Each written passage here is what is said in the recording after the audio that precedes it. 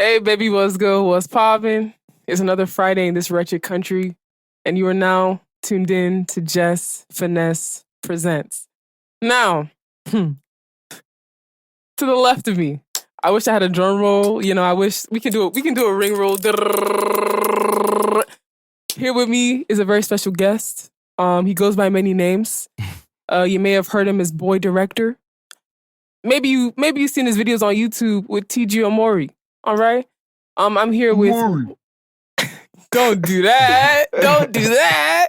I'm here with a very well-renowned, well-respected, someone who is very important in our culture.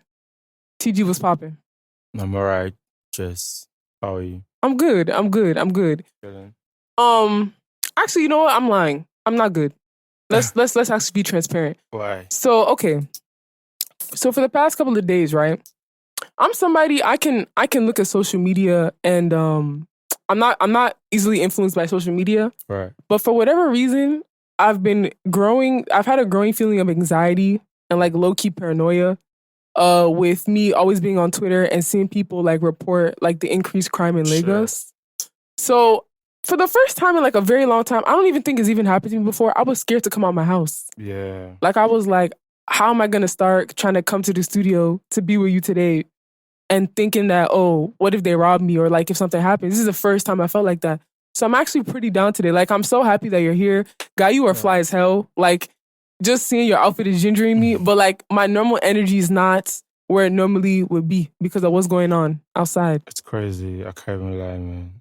But I don't know where the country is going to right now. Bro. It's actually crazy and it's so scary. I mean, someone was texting me this morning that you almost got kidnapped yesterday. Like, are you serious? There's so many shitty things happening around the world. But I mean, there are always times like that. I feel like everything's going to get back to normal pretty soon. God willing. See, you see what we say? We say, oh, you know, we hope, inshallah, you know, we don't die. But like, should people be living like that? Like, should we have to wake up every day and be like, you know, by God's grace, I don't die. By God's grace, I don't get. We are getting to that point. The youth and everyone, most people are getting tired. You get like, most people can't sit down and be oppressed no more. So like a lot of people are beginning to realize a lot of facts. You get so, and there are so many killings. And the crazy thing about killing is when there's a lot of killings, the victims, some of them might also want to come back for revenge. So it's always going to be... It's like a perpetuating cycle. So it's going to keep growing. So it's scary. We just have to pray and hope everything stops. I got one final question before we get into, you know, the show for real. Right. People that you meet that have moved back, that are still here, do you think they're crazy for still staying here? I don't know. I feel like everybody has something that drives them. Facts. So I don't know what drives you. So you have a reason for everything you do. So if you don't like it, you don't do it. I feel like a lot of people can actually trade that comfort. Whereas that uncomfortable situation appears to have something more comfortable coming. So they rather just inconvenience themselves for that few time to actually get the monster. The master comfort they get. So look at this man, wise beyond your years, because Lord knows I'm inconveniencing the heck out of myself every blessed day. Because you're looking for a better comfort. Dirty streets. I don't even, you know, like what? When I mean better comfort, because I mean, growing up, you might have some comfort that you're not so comfortable with. Big facts. You get so big facts. You want to inconvenience yourself to actually have the full freedom and rights. Your comfort. Can you please chop my knuckle? Right. Because he's reading me. Actually, before this thing you just said is literally my existence. Right. I left America that was comfortable, but it wasn't comfortable for me. Exactly. And then I come to a place... You're not so comfortable that you're comfortable. Bro! You're like, what the fuck am I doing to myself? Like, this guy, you're too profound for me. Oh, yeah? Bro, like, I didn't know what to expect when you came here. I was low-key kind of nervous because you're the first person I've invited to the podcast that I don't know personally, right? Yeah. If you leave me, I'm somebody who, like, the industry has scarred me. So I'd rather just relate with people that I have relationships with. and I'm not even that open to meeting new people because of like all the trauma I've experienced. Same here. So exactly. So when, we were talking about, bringing you on, I was like, this guy is super interesting, but I'm scared. Like, what if he comes and he's like, he doesn't give me vibes? Or what if he doesn't, he looks at me like I'm crazy or I'm weird? So the fact that in the first 10 minutes, like, you're already examining me without even meeting me is like, my heart is so full right now. So TG, thank you. So what we do on this pod is we smoke, right? Yeah. But what we smoke is a good old grain of the earth, but not the one that everyone is familiar with. We smoke Gary. So I've got my eyes on this Gary like since I stepped in. Now I'm gonna ask a very important question. Like this question is literally going to determine if we are still friends when this pod is over. But I mean, I can miss any question, but I don't think I can miss anyone that is going to guarantee me the Gary. We put this Gary as the trophy. Ask me the day Hitler was born. TG, white or yellow? I grew up to yellow, and then in between I started doing white. As you are now, are you white? I can't even lie, man. I don't even know how I feel. I feel like I've missed yellow because I've been on white for a minute. So I think I want to try yellow today for culture. I need gunshots. I need gunshots. Bow, bow, bow. Finally. You're the first guest that has decided to drink yellow with me today. Most people think I'm a cultist. My guys would think I'm... Who said that? Is it Hannah that said it last week that I'm a cultist or ritualist because I drink yellow? We're besties already. So you're going to do the honors. I want you to pour first. All right. I'm noticing your jacket, right? And your jacket is fire. It's my brand. Yeah, have you seen the back of the jacket? No. Because Are you joking? The back of the jacket is it's my design. Do you know I was even going to talk about the jacket because I wanted to know how people look at you when you wear a leather Letterman in Lagos. Because I've heard people... Like, I wore it to the show. Like, there's something people need to understand. There's fashion for camera and there's fashion for lifestyle. Please bring notebook. I need to write notes. James. I need to write notes. Do you understand? Facts. So, like, you can't go on the wrong way and expect people to... Like, what you see on the wrong way, you can't wear it to the office. Of course. Do you understand? Of course. So, if someone wears a leather jacket in Lagos, it's probably just wearing it for the camera. There's some clothes you buy for the camera, and there's some clothes you buy. The drippiest person on earth does not. You'd probably just be wearing pajamas in his room. Big facts. There's fashion for room. There's fashion for... So you don't just... It's never really about the city. It's about the occasion. So when we see... Sometimes about... So when we see some of our, stars, many of them in which you have worked with... Yeah. Wearing puffer jackets... And they're videos. not a music video. Because I understand the whole, like, you styling yourself for camera. Yeah. But you see them, like, in places that we're assuming that there's no camera. Like, where they're going is, like, they're just wearing this thing. Yeah.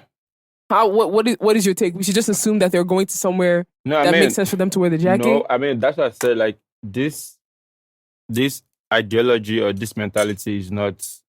I don't think it's stated anywhere in the world. It's just your personal...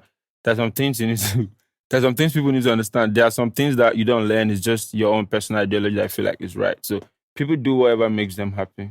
If wearing the buff jacket under the sun makes you comfortable and swaggy, then flex. Even when you could potentially suffer from heat stroke. That's your father's business. Yeah. So. It makes sense. I remember Can I... Come on, knock yourself out, smoke away, Bruh, go at your own pace. I'm excited that you're excited to drink yellow Gary. Like, bro. I can't lie, it's been a minute. And I don't know how I've not had Gary in a minute. So what do you be eating as the video director? I love pasta, bro. I've been eating a lot of pasta. I feel somehow. Do you be making it or you order it? No, I order it. No, I can't. I don't think. Can you cook? Depends what you want to eat. I can cook for myself. Okay, big facts. Big facts. I'm not mad at it. Can I get ice? Come on, you can get whatever you want. Come on, this is for you. I'm just here, just really like in shock that I'm sitting here next to you. And it's not even because I'm like starstruck, but it's almost kind of like This is what you look like in real life. Yo, like your fashion. Can I lend me a spoon? Mine is wet already. Okay. If I stick it into this. See, this guy. Oh, I'm not holding you accountable. I'm not holding you because I'm not holding you. But there was one time when we started doing this and we'd bring multiple spoons. I don't know if it was you that said, why do you need multiple spoons when you're trying to drink Gary? And this is exactly why. TG has told us why we need multiple spoons. I think I was actually the one that said, why do you need multiple spoons? It was you. It was you. I wasn't trying to cast you, but I'm going to cast you right now. You see? But anyways, it's cool. Are you sure you still need my spoon? No, I think all right, I might cool. Just need sugar. No sugar? No, of course there's sugar. Give me sugar. Sugar. Can you sing? No. Boy, you could have fooled me just now. I was going to ask you actually, maybe, do you ever try to go into music? I used to rap when I was much more younger. Yeah. Everybody used to rap, exactly. So, why? Because it's the foundation of swag. Hip hop was like the foundation of swag. So okay, I know. For the new school. Okay. Okay, so everybody has a touch of hip in that swag. Forget everybody trying to be alternative right now. Mm-hmm. But there's alternative hip hop. But we don't even subscribe to alternative hip hop in Nigeria. That's what I'm saying. Like it's part of the culture. You might not be doing it right now, but that does not mean that there are some things that influenced you that you really don't, that you might not really know. Subconsciously. Facts. That makes sense. The songs you grew up listening to randomly. This is a lot of Gary. That's the thing about this guy. He swells. It be swelling. Nice, so scary. In case you need more water. I like to see the Gary and feel like I can't finish it. But now it's scary me. I feel like it's you can do it. You can do it. I believe in you. Can I? Oh shit. Okay. Now we are doomed.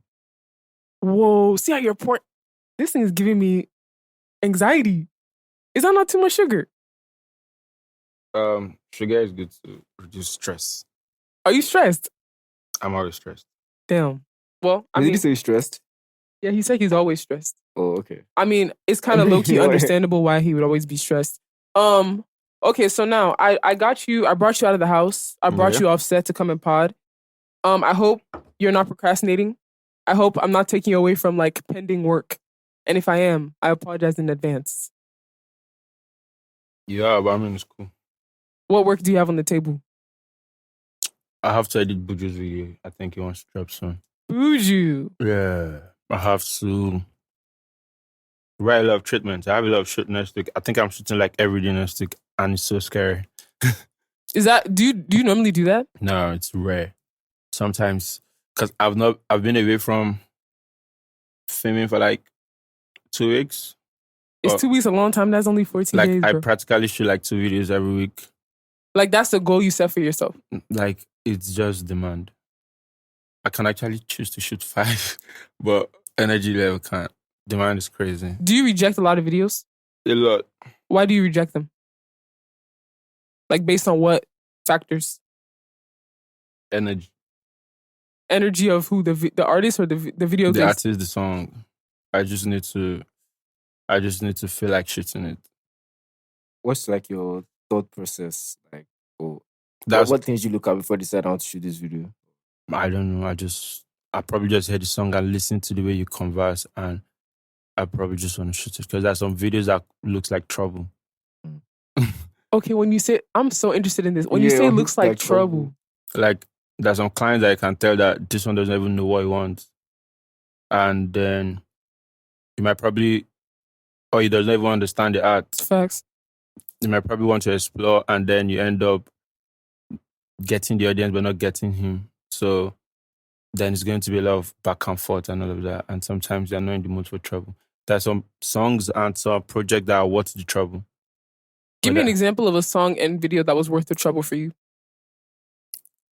I've never really had trouble with my major projects. Okay, what are major? I would really, if you left me, I want you to name drop. But if you're not comfortable name dropping, it's cool. Yeah. I have another question. Do you have 2 examples of videos that maybe an artist reached out to you to shoot, but then you ended up not shooting, and then you saw and then you ended up regretting? Not regretting, because you don't look like someone that regrets things, but you ended up being damn, if I would have shot this, it would have been way more I know what I could have did with this video and this song and this artist. I mean, a lot. But I can't give names. Okay. I have a couple that I've seen. But I can give name. There's one video that, not like I felt like I could have done better. I felt like it was actually nice that I did not shoot it. And which one was that? I think it was Lighter Mona Lisa. I wanna give you love, my Mona Lisa. Yeah. Okay. Yeah, I was supposed to shoot that video, but I think then I traveled. That was when I went to shoot What If I Say in Seychelles. Okay. And I was supposed to, and they were willing to wait. And I don't know, for some reasons, I was not just feeling like. Then my guy shot it and it was actually amazing. And I was proud. I was like, oh, I think this was why I was not supposed to shoot the video. Big facts. Yeah, because awesome. Probably I might not have given him my 100%. Right. But sometimes you need to actually be into the song. Probably I was not feeling the song at first. Then I later started liking it a lot. How many times do you have to listen to a song? Like, are there songs where it's like off the first listen, you're like, this is it, we're shooting. And then are there songs you have to listen to and like grow into them? It happens to everything in life. Do you understand? Yeah. There's some you just said, like, oh, this is art. Like Champion Fire. But when he texted me that, yo, Omori, I think that was like first week of January. Mm-hmm. I was in Ghana. I was sick at that time. I was a bit down. So when he texted me, it was like, yo, TG, I want to shoot Champion and I want you to do it. And before then, it's been like 8 months or 10 months since I shot for Fire. So I was like, oh, what song? Champion. Then I went to listen to it. I was like, oh, whoa, Champion. Right, that song is amazing. Yeah, because I was like, oh, okay, this is a song that sounds evergreen. It is very evergreen. Yeah, so very evergreen. I was like, okay, I think the best thing I can do is to bless it with an evergreen video. So I was quite excited.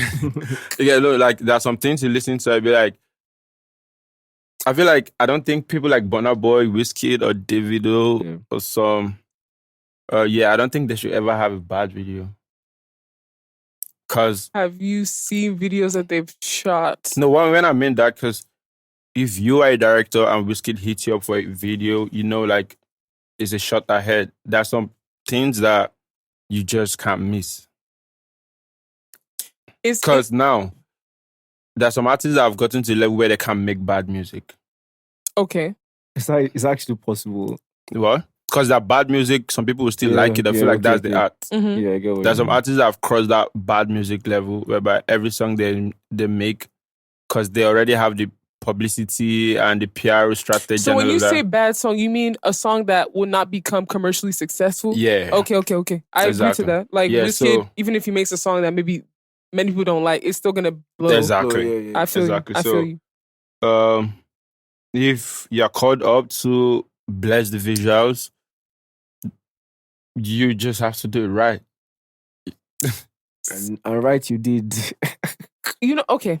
Do you understand? Like, I understand because you understand that, okay, these people have practically put their names in the Sound of Times. Mm-hmm. And if you're also trying to put your name in the hands or in the Sound or whatever of Times, you actually have to create something for some certain people that is going to live there forever, or create from your own end that's going to live there forever. Either way, just do it. Okay, so TG, in your perspective, what is a bad video? You said that there's certain artists that they can never have a bad video, or someone can never shoot a bad video for them. Mm-hmm. So someone should never. So okay, someone should never. So now my question is, from a director's perspective, what is a bad video to you? Every song has expectations. Yes, I agree. Definitely. So you need to at least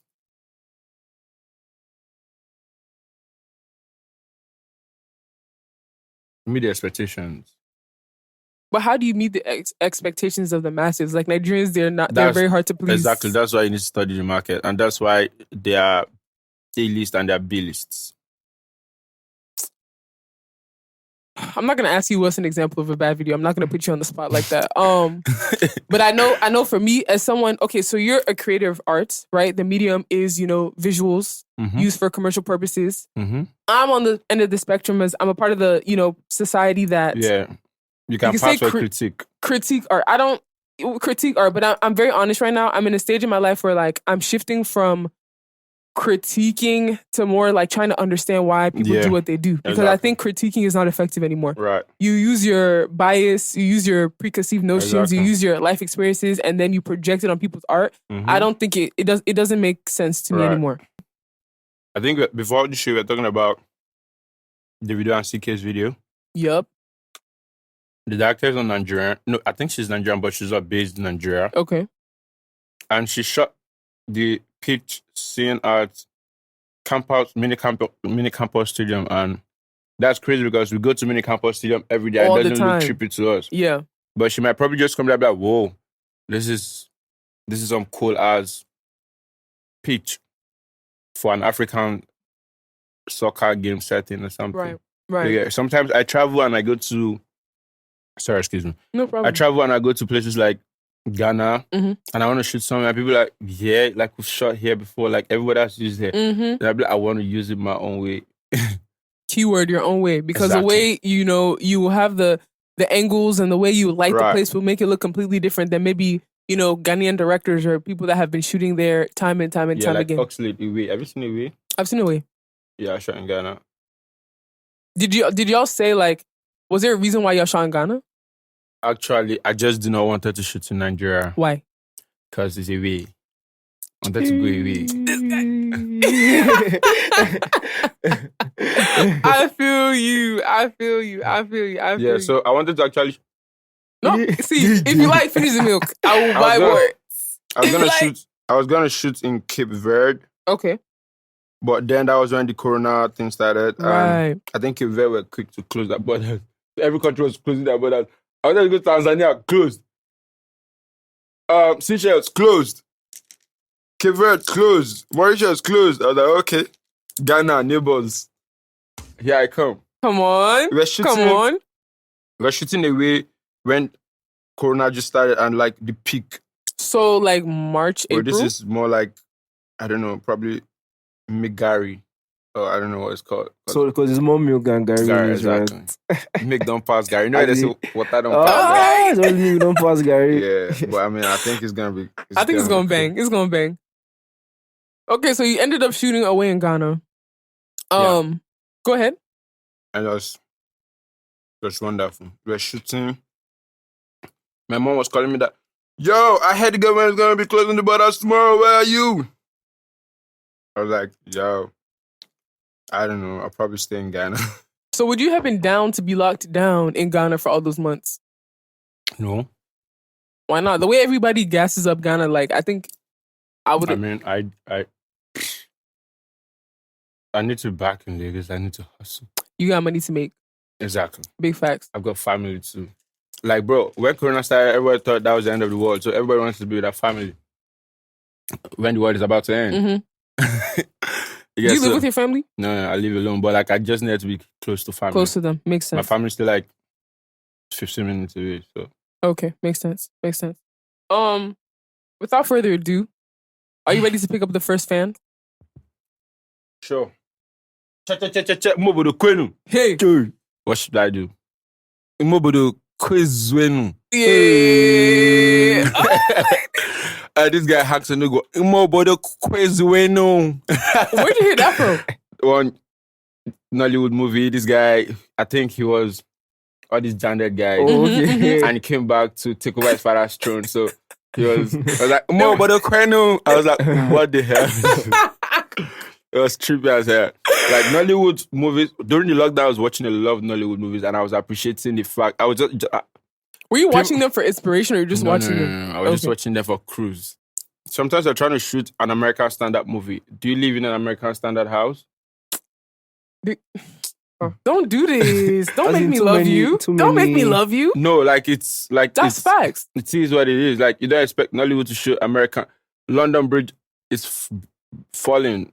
do we even have a bridge that, like, you want to shoot a video and make Third Milan look like no? But when you Third say Milan is Third Milan, bro. Third Milan is Third Milan. That's big facts. But when you say like when you're trying to shoot an American standard movie, what is the American standard? Because like look at the cast, everybody. Some people are just, bro. A lot of people started bleaching at some point, and it was becoming annoying. But are you accrediting the bleaching to them trying to be? No, like I mean, some people are trying to. Why will you even want to bleach your skin? Because this is screen power. Okay. Like you see a lot of people on TV, light skin, pretty, and you want to be like them. It's now people are beginning to appreciate themselves more because a lot of people are beginning to understand that why these people are these people is because of that level of confidence. If you can confidently finesse whoever you are, you can attract the next man. It's just like business. If you're comfortable enough to advertise and sell your shit, anybody's going to buy. If you're comfortable enough in your skin and in how you appear, people don't have a choice than to accept you. Big facts. Acceptance is mostly about the confidence in the product. I feel like there's not enough people that are, this thing you're saying is very relevant because there's many people that are walking and they don't have, the confidence needed to just be themselves. I mean, there's a lot of reasons because maybe society makes you feel like if you don't fit this certain standard, you're not fine or you're not going to be successful, you're not going to be this. So I understand like the resistance that people face that prevent them from maybe being themselves. But what you're saying is you unlock. But trust me, before now, yeah, if you're not light skinned, you might not make it to a video. Yes, because I agree. The director wants everybody on the video shiny and everything bright and. Before you read what's on the fan, right? Just tell me if this is true or false.